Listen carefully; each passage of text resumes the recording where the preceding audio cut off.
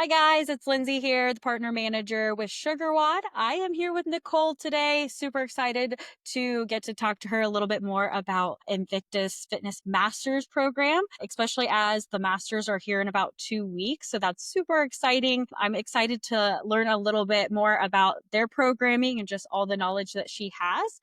So we'll go ahead and get started. And I just want to, again, introduce Nichole and kind of just talk a little bit more about like what her role is. So I'll hand it over to you. Awesome. Thanks. So, Nichole Kribs, I am the master's coach for Invictus. So, I write our master's program and I manage all of our online programs. So, any online program that we offer, I have some part in playing in getting it out to the public.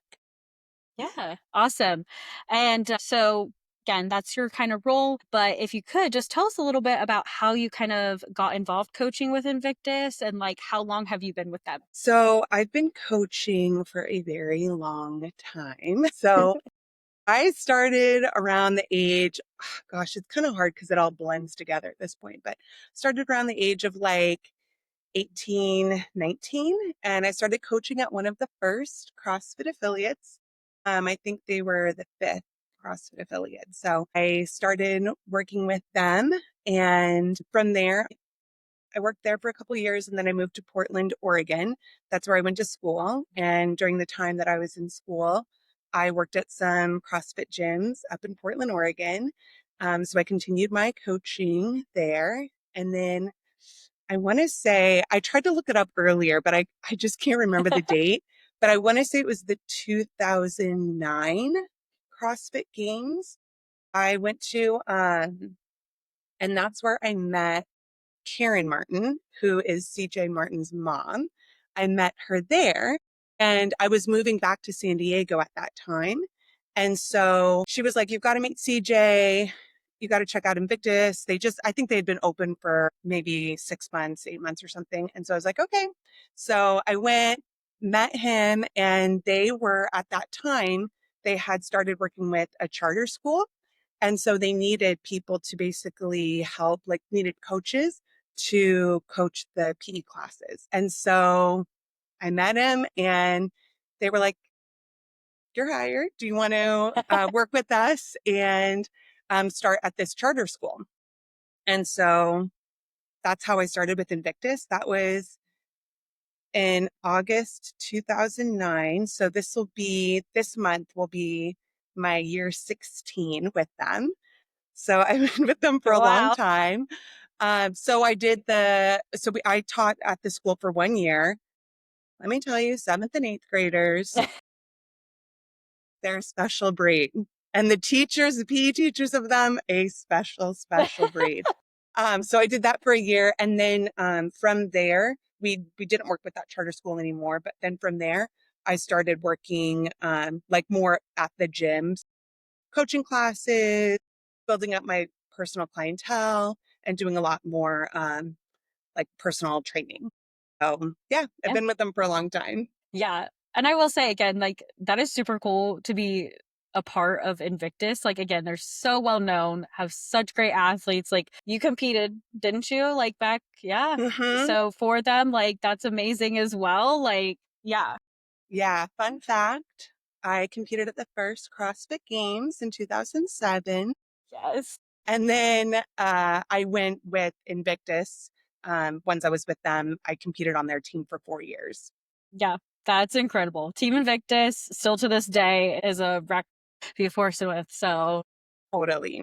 such a cool thing. So again, you have so much like background with CrossFit and knowledge, but I know again you are the one who started the master's program. So that's super cool. If you want to kind of dive into like what drove you to kind of start that program and was like, hey, this is what I want to take on for Invictus. So at the time, there weren't really that many master's programs out there. I think we started ours in, I'm going to say like late 2013, early Mhm. 2014.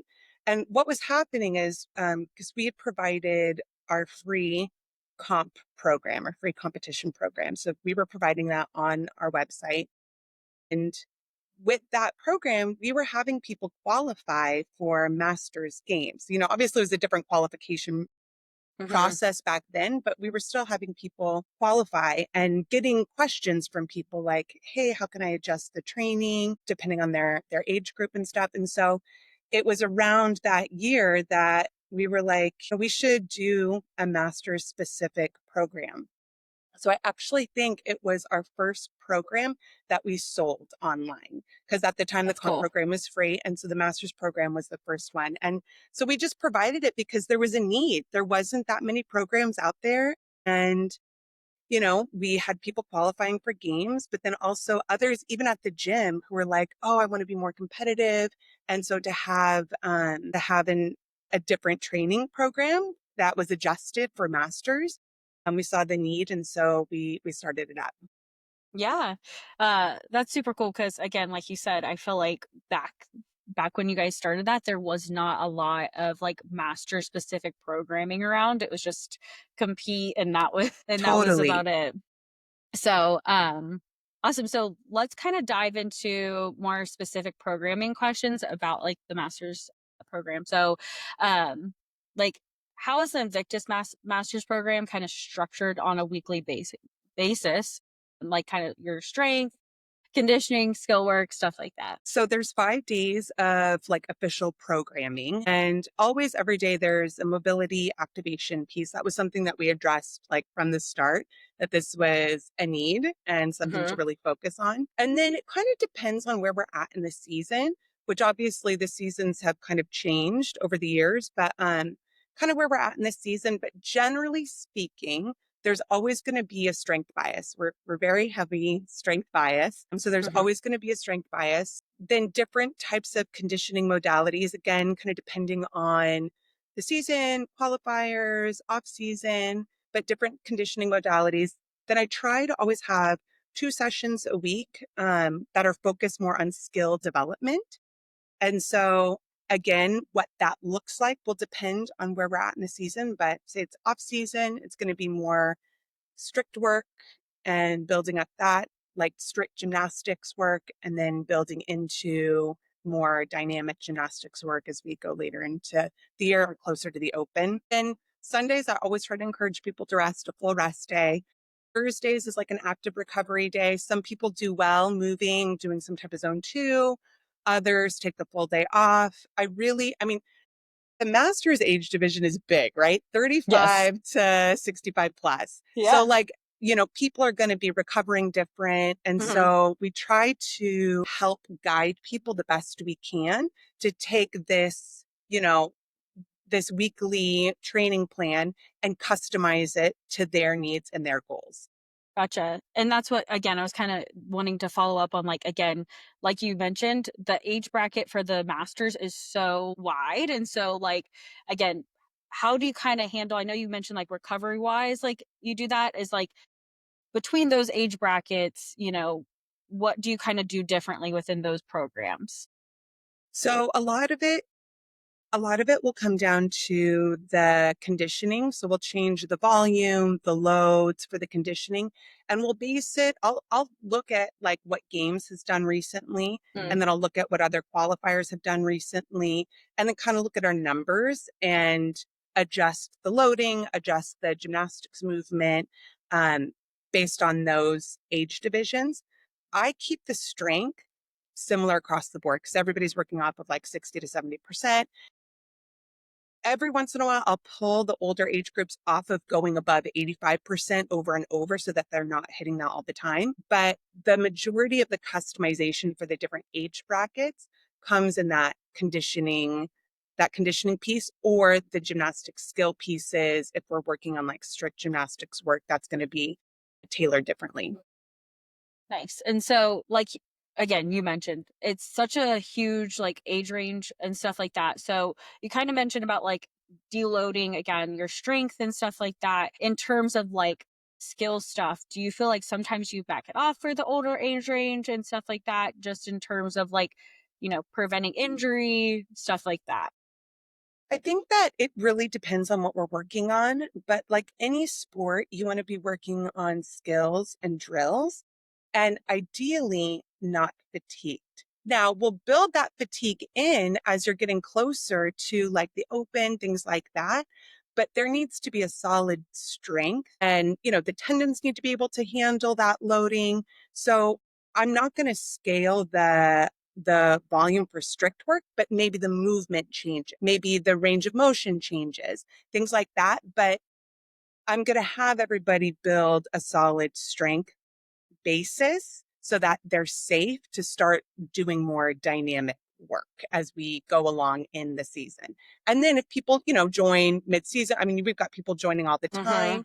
I highly encourage people to ask questions, send me emails so that I can like tailor the volume or give them suggestions based on their training history. Yeah.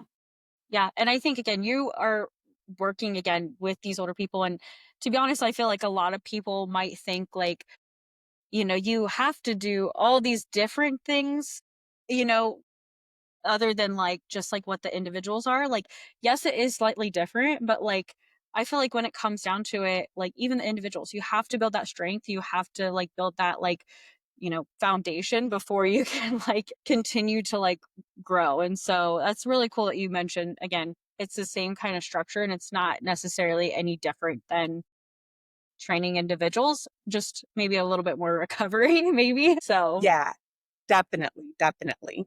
yeah. So again, in terms of recovery and stuff like that, like I know you kind of touched on this and you said like Thursdays is more of like an active recovery day, right? Again, do you feel like you program any more recovery or less recovery dependent on the time of season and stuff like that? And like, how do you encourage those people like, hey, you should take the time off? Because I think a lot of CrossFitters in general, whether you are at the top or, just working your way up, you feel like the more volume, the better, right? So, like, how do you manage, like telling people, hey, you don't have to do a ton of volume to get better? Yeah, it's so true. You do not need to do more volume. It's not about quantity, it's about how quickly you can recover. And so if your recovery is poor, it's time to back off. And so if you're like, I try to tell people, if you're waking up dreading going into the gym and training, it is time for a break. That's your body telling you, like, this is too much. I need a little bit of a break. I try to encourage people. So like, our cycles are depending, on where we're at, 8 to 10 weeks. And then I'll always program like a deload week.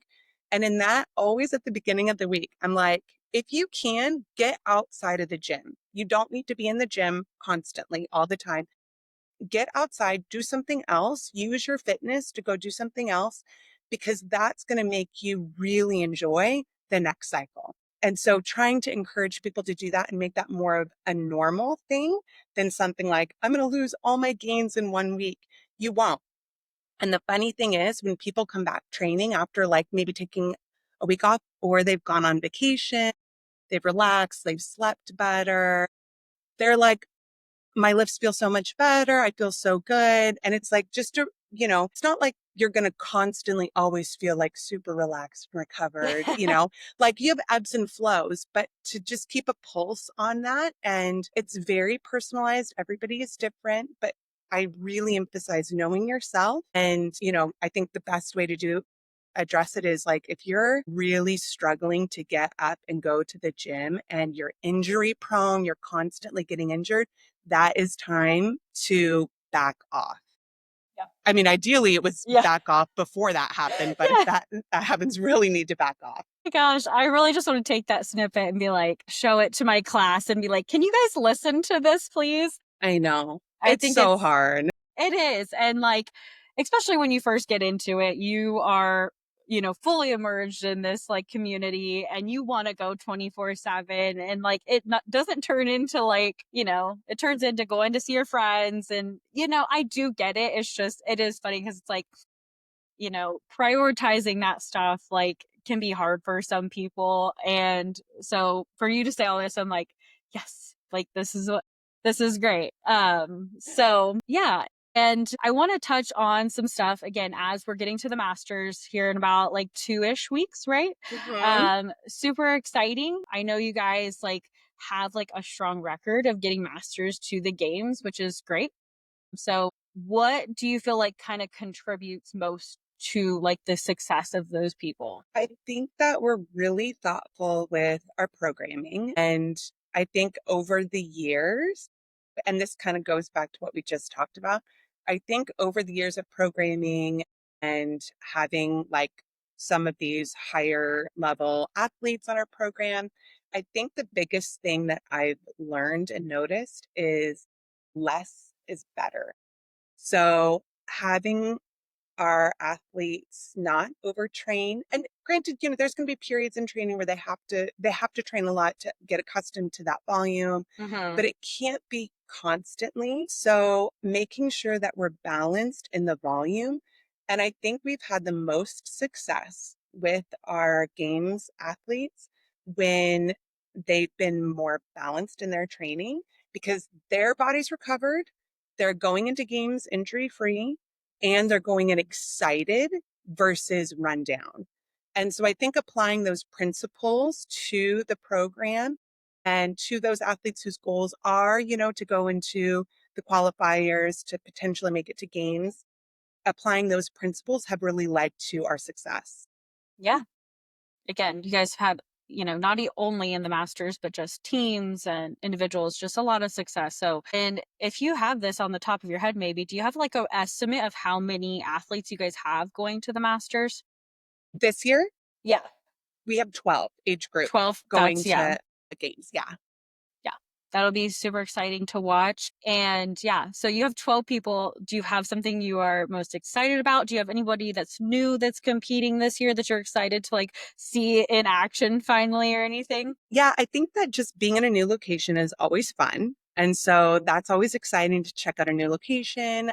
So I think that'll be fun. But I'm really excited because there's, I think, two or three masters that I've never met in person. And this will be their first games appearance. And so that's always really exciting because, they're going in, like they get to experience everything for the first time.